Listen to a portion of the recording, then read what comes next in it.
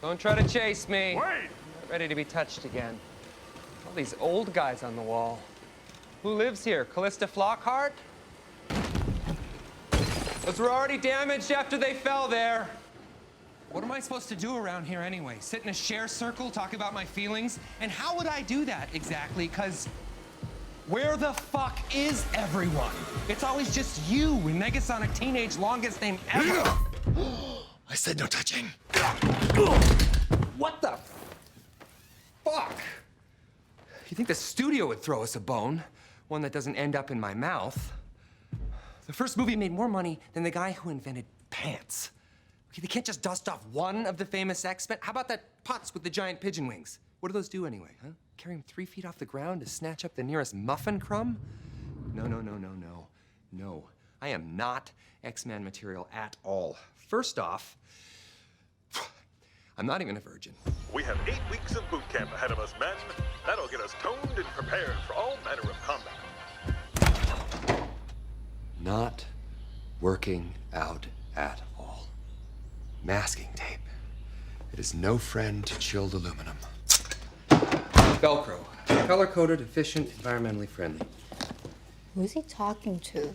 Why is he dressed like a registered sex offender? Can we focus for a moment, ladies? Please, we need to talk about next month's meal plan. Obviously, everyone hated the ceviche. I read the suggestion box. That's on I'm me. gonna stop you right there. I see through this weak act. You may have fooled Colossus with this nice guy shit, but not me. Don't be mean. Back off, NTW. No. No, let her go. Let her go. It's okay. She has a right to be skeptical. Look at me. I'm an easy target. You know, historically, mischief has been my mistress, so I understand. You know, but I like to think that you guys have really rubbed off on me. I like to think that I've rubbed off around you too. A lot. And for the first time in a long while, I like me. I accept your apology. I never apologized. I was talking to your heart. See? You're not lost cause you thought. I'm proud. You're everything I knew you can be. Thank you, Colossus. Just trying to be the world's best X-Man. Sorry, X-person. Something wrong with the soap. It's fine. I just filled it. Give it a few more pumps there. Now, if you'll excuse me, it's dust bunny season, and I'm hunting rabbits. Bye, Nate.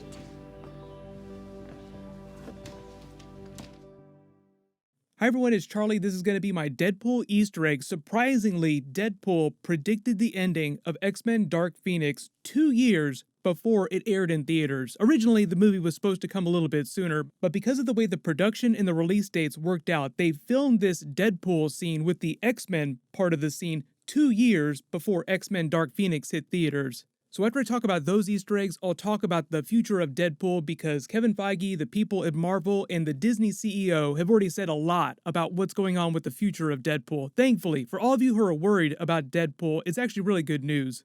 We're doing a new giveaway for Spider-Man Far From Home IMAX tickets. All you have to do to enter is be a subscriber and leave a Spider-Man or Deadpool comment on the video, and I'll name a new winner at the end of this. But if you haven't seen it, they released an extended cut of Deadpool 2. They just call it the Deadpool 2 Super Duper Edition with a whole bunch of deleted scenes, extended versions of scenes that weren't in the theatrical cut. So that's basically what these are. One of them is a wholesale deleted scene. The one with the actual X-Men from Dark Phoenix in it is from the extended version. They both help you place Deadpool 2 in the timeline a little bit. So basically, this scene is happening right at the end of X-Men Dark Phoenix, and Deadpool as a movie just sort of overlaps with what's going on during Dark Phoenix. But because of the way the movies deal with each other, where Deadpool riffs on the mainstream X-Men films and just makes fun of them, but the mainstream X-Men films don't really acknowledge what's going on with Deadpool, that's why you don't see any of this Deadpool stuff happening during X-Men Dark Phoenix. They were trying to treat that as more of a serious film. Whether you loved it or hated it or whatever, obviously the writers and producers just don't want to deal with Deadpool from a story standpoint, even though technically it's all a shared universe over at Fox, or used to be a shared universe because technically now they all belong back to Marvel at Disney.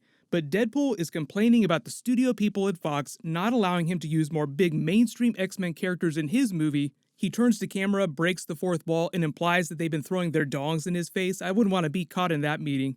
Then the camera shifts to the side and you get that funny moment when you see him standing in front of an open door to a room in which most of the main cast of X-Men Dark Phoenix from the end of that movie are sitting with the banner hanging up because it's the beginning of the next school year for all the little kids that still actually use the X-Mansion as a traditional school.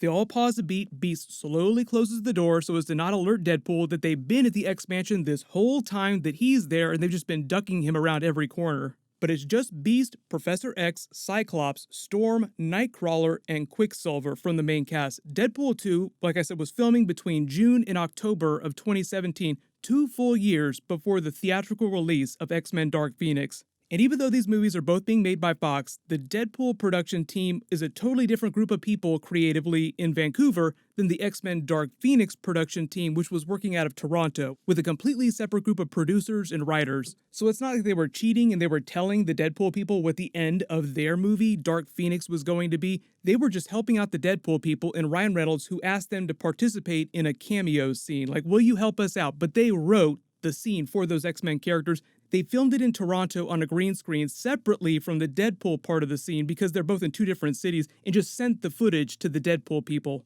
The Dark Phoenix people were also in the middle of principal photography when this Deadpool stuff was being filmed, so that's why it was easy for them to get this main cast. But like I said in my last Dark Phoenix video, between them doing this and Deadpool 2 coming out in theaters, they completely reshot the 3rd act of Dark Phoenix, so the whole big last part of the film wound up changing, and this part of the X-Men scene as it was happening at the end of that movie, I'll explain in a second with a spoiler warning in case you haven't seen Dark Phoenix yet, wound up being very different in the final version of the movie. So spoiler warning for the end of X-Men Dark Phoenix if you haven't seen it yet, because this gets to the big part where Deadpool sort of predicts what the team is like at the end of that film. Deadpool accurately predicted Jean Grey and Mystique would be gone by the end of Dark Phoenix. Technically, Jean Grey isn't dead, she just went full cosmic Phoenix Force and just flying around the cosmos somewhere, but Mystique winds up dying during the movie, and at the end, Professor X renames the school the Jean Grey School for Gifted Youngsters, then hands over leadership of the school to the surviving X-Men team members, leaving to go travel the world and play chess every day with Magneto, as penance for his perceived misdeeds during the events of the film.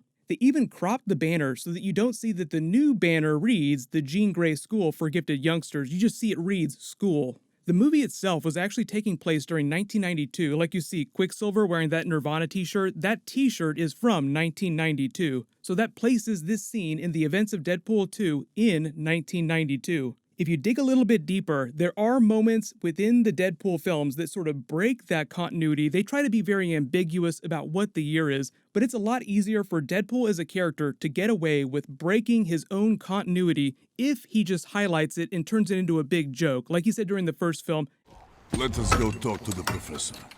McAvoy or Stewart? These timelines are so confusing.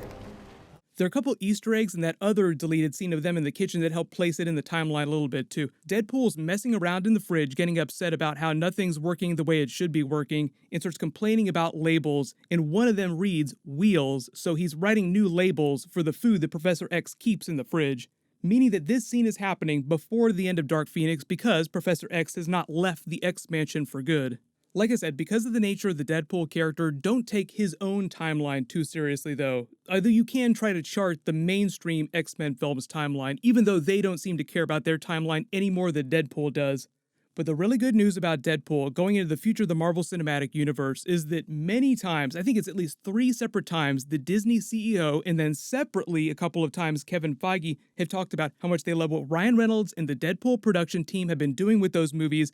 They don't intend to try and fix something that's not broken, as in they see that they're doing great stuff. They're just going to let them continue to do great stuff with those movies. I know there have been rumors about them trying to cross Ryan Reynolds' Deadpool over with Spider-Man and other Marvel characters in the next couple of years, but from a continuity standpoint, Kevin Feige did say that it would be a couple years before they start officially crossing over or rebooting X-Men characters, so Ryan Reynolds is one of the few people who is safe from being recast and rebooted in the MCU. Right now, just based on what the Disney CEO has been saying, it sounds like they're leaning more towards doing Deadpool 3 instead of doing X-Force, and they'll let Deadpool reference and make fun of all the MCU stuff and characters that he wants, maybe give him access to a couple of MCU characters that he wants to put in his film, but outside of him breaking the fourth wall and referencing stuff like the Infinity Gauntlet, Thanos, Iron Man's death, Spider-Man, it'll still be a relatively self-contained storyline. We'll get the official Marvel Phase 4 schedule this summer that may or may not have Deadpool on it, but they still do plan on making another solo Deadpool film. So don't worry about that, they have no plans to force him to go PG-13. The only time that he would go PG-13 is when he goes into someone else's traditional MCU film, because I don't think that Disney has any plans to release an R-rated mainstream comic book film, still kind of considering Deadpool a niche thing. Why the holidays? Thought it'd be fun. Why PG-13? It's a family movie, also money, also Disney. If I get a chance to see Spider-Man Far From Home early next week or the week after, I'll do a non-spoilery review, so no worries about that, but leave all your video requests in the comments below. Congratulations, Lord Michael Rawl, you're the giveaway winner from my last big Marvel video. While you wait for everything, click here to learn about that special new teaser that Marvel dropped for Wolverine in Avengers Phase 4, and click here to learn how Chris Evans is coming back during Marvel Phase 4 as Captain America. Thank you so much for watching. Everybody stay awesome. I'll see you guys tonight.